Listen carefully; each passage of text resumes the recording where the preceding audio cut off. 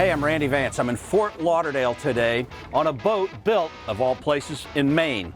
This is the Southport 30. It's a 10.5-foot beam, 30-foot center console built in the great tradition of the Maine mariners with a wide bow flare to knock down seas, give you a really smooth ride in rough waters. We're powered by dual 300 horsepower Mercury outboard motors that can hit speeds in excess of 50 miles per hour on this boat. Now that wide bow flares out beautifully, and you'll notice it gives you a wide gunnel and an extra wide deck up here. That's ideal for bait fishermen. You've got a great place to stand and cast a net. Right now we've got it set up for family cruising. That's why this boat is called the Family Edition. All these cushions stow away, and there's a filler platform here that makes this casting deck complete. Raise it up and you've got a cocktail table that takes it back to your Family Edition side. On the front of the console, you've got a double-wide seat here with dry storage underneath. You've also got cooler storage underneath the forward seats, or dry storage should you decide to use it that way. It drains overboard without a pump.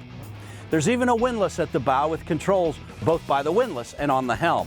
There's also a hose coil inside the windlass compartment that makes it easy to clean up as you're stowing the boat. Now, Southport takes advantage of this beam to give you an extra wide walkway through the ship.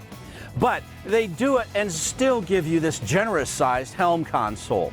It's set up here to receive dual 16-inch displays or one 22-inch display. We've got vessel view here in front of the helm. That's because we're powered by Mercury. This boat is also available with Yamaha outboard power. Now the captain and mate get these generous seats here with fold-down bolsters and movable armrests. Now on the back side of the console, you've got this double-wide mezzanine seat. Underneath, you have a cooler. I like the way these are trimmed with polished teak, but you could have a maintenance-free cultured stone trim there as well.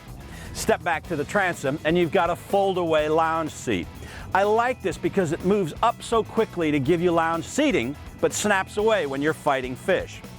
Behind it, you've got a fish box, and on the port side, your live well. That live well uses a standpipe and a hefty pump to keep the fish alive all day long. Now you've got two boarding options on board, this transom door here and a starboard dive door. That's equipped with a removable ladder.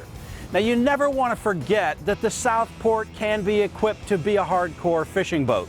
This one has a pair of rod holders in the gunnel, but option in as many as you wish. You've also got 6 rocket launchers in the hardtop, and there's a pair of rod hangers underneath the ring deck.